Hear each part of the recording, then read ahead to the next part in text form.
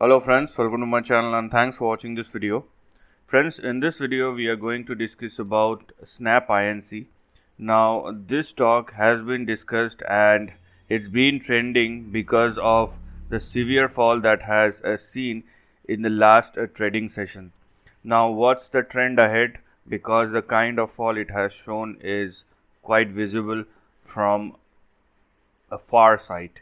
So let us analyze this chart, but before that, if you haven't yet subscribed my channel, just hit on the subscription button. Also hit on the notification bell along with the all button to get my updated video notification.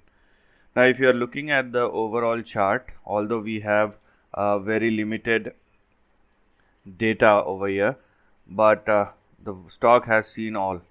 Okay, so we have very limited data, but the kind of volatility we can see in front of us is quite huge.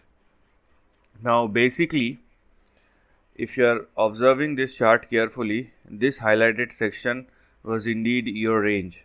Okay, so this was your actual range, and whatever has happened beyond this range, so this section was completely out of the range, and this you can call as an expansion, right? So this is how the expansion happens when things are good, and probably when things turn around you will see these kind of breakdowns. Now if you understand this range, what do we have here? We have 20.43 on the upside and we have 4.97 on the downside.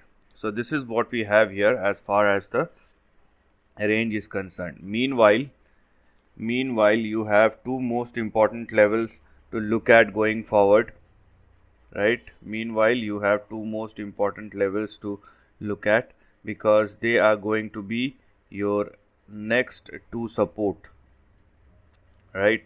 So they are going to be your next two support levels, and the levels that we are looking here right now is going to be 10.68 and 8.15, and let me readjust this line as well. So the next one, or the final support that we have here is going to be, here we are, this is going to be a final support which is 4.92. so this is the range we have here. Now the thing is, I have already talked about, or I'm only talking about the levels. What about the trend? So what we are expecting right now is the first question. To answer that, let us just wait for the stock to sustain or make a safe haven or taken support at any of these specific levels.